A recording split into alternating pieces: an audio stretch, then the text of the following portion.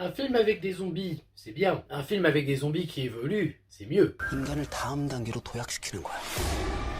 Bonjour à tous, aujourd'hui nous nous retrouvons pour parler de Colony de Yeon Sang-ho. Alors je précise avant de commencer que ma prononciation des noms coréens est atroce. Alors si je me trompe sur des noms, dites-le, même si je vais essayer de ne pas en prononcer dans cette vidéo. En tout cas, ce réalisateur qu'on connaît pour avoir fait Dernier Train pour Busan, probablement un des films de zombies que je préfère, véritablement. Je l'ai en Blu-ray mais j'ai pas eu le temps de vous le mettre parce que voilà. Mais on va pas parler de Peninsula qui est un film qu'on aimerait tous oublier je pense. Le voir revenir sur un film de zombies avec un nouveau concept de zombies qui évolue, sur le papier ça m'attire. Et en vrai la bande-annonce m'attirait aussi. Alors évidemment au début quand j'ai vu que c'était pas dans mes cinémas près de chez moi, je me suis dit oh non putain c'est pas vrai. Et puis finalement j'ai eu de la chance, quelques jours il a été disponible et j'en ai profité pour le voir. Donc Colony a fait partie des films que j'avais envie de voir. Est-ce que pour autant c'est un bon film de zombies? Oui. Bon alors soyons clairs, ça ne vaut pas Dernier Train pour Busan et je sais que beaucoup vont faire le comparatif. Mais je pense que c'est un peu comme Makoto Shinkai avec Your Name, faut arrêter de toujours comparer à ce qu'il a fait avant. Oui, tu préfères ce qu'il a fait avant. Comme moi, Steven Spielberg, je préfère Jurassic Park, Les Dents de la Mer. Pour autant, je critique pas ses derniers films en mode oh c'est tellement nul par rapport à ses précédents. Si on compare toujours aux précédents, comment ça se fait que vous aimez des films de maintenant?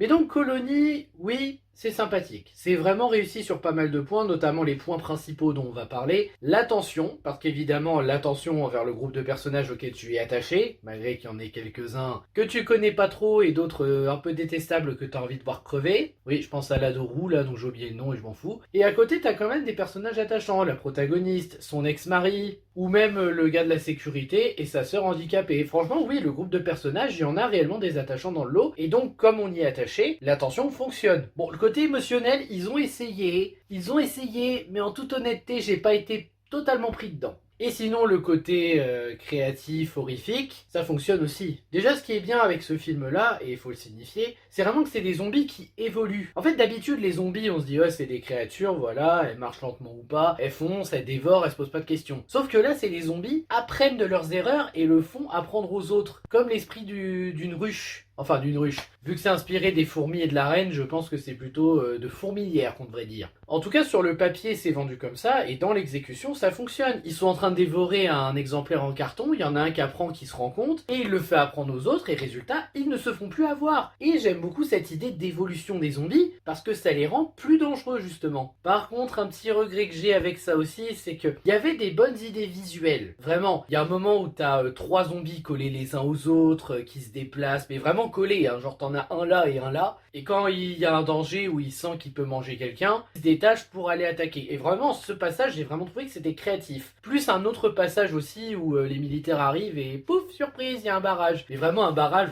waouh. Et donc quand tu vois ça, tu te dis c'est bien, il y a des idées créatives. Le problème, c'est que c'est seulement pour quelques scènes. C'est comme l'antagoniste. L'antagoniste, il est réussi, sincèrement, détestable au possible, il est un peu prétentieux, mais à côté, t'as envie de lui dire, si t'arrives à avoir facilement certains des personnages avec certaines capacités, pourquoi t'as pas fait ça pour d'autres? Je veux dire, il y a un moment, il piège un des personnages d'une assez bonne manière, mais il recommence pas ce coup-là avec la protagoniste. Alors que techniquement, il pourrait, hein. Et puis même si on aurait eu le cliché, non, c'est pas toi, et pouf, elle le tue, ça aurait été intéressant de voir ça. Vous voyez, en fait, c'est réussi, mais il y a quand même quelques petits trucs à critiquer, c'est pas parfait. Bon, les décors, c'est beau, les musiques, c'est prenant. Attention, comme je l'ai dit, c'est efficace et il y a réellement de l'inattendu qui fonctionne, même dans l'évolution des zombies ou l'ampleur que prend l'épidémie. Ouais, non, il y a beaucoup de choses qui marchent dans le film, sauf peut-être la fin. La fin, pas la fin majestueuse...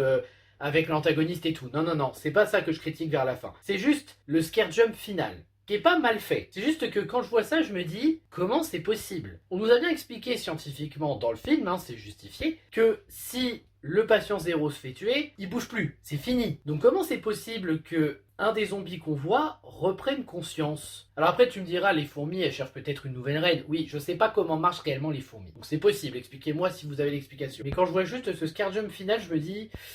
ah c'est dommage, parce qu'en plus on sait qu'il fera pas de suite à ça, hein, parce que bon, Dernier Train pour Busan, la suite on a vu ce que ça a donné, je pense pas qu'il reproduira l'expérience avec un Colony 2 ou un film dans le même genre d'univers. Donc ouais, ce scare jump est bizarre, mais sinon comme je l'ai dit, la plupart du temps le film est réussi. En fait j'ai passé du temps à expliquer quelques petits défauts, mais en vrai la plupart du temps, encore une fois, sur le principal c'est réussi. Tension, personnage, auxquels tu t'attaches pour certains, d'autres que tu as envie de voir mourir, mais le groupe doit être composé d'un peu de tout, ça fonctionne très bien. Et même en termes de mise en scène, bon, il y a peut-être quelques plans un peu bizarres quand les zombies attaquent, dans la direction des plans, mais en vrai, je trouve que la mise en scène fonctionne aussi très bien. En tout cas, si vous cherchez un bon film de zombies avec de l'inattendu et de la tension, ce film a de quoi vous plaire. Non, ça vaut pas Dernier Train pour Busan, mais c'est quand même un bon film à voir. Voilà, c'était mon avis sur Colony. J'espère que ça vous aura intéressé. N'hésitez pas à liker, à partager, à vous abonner.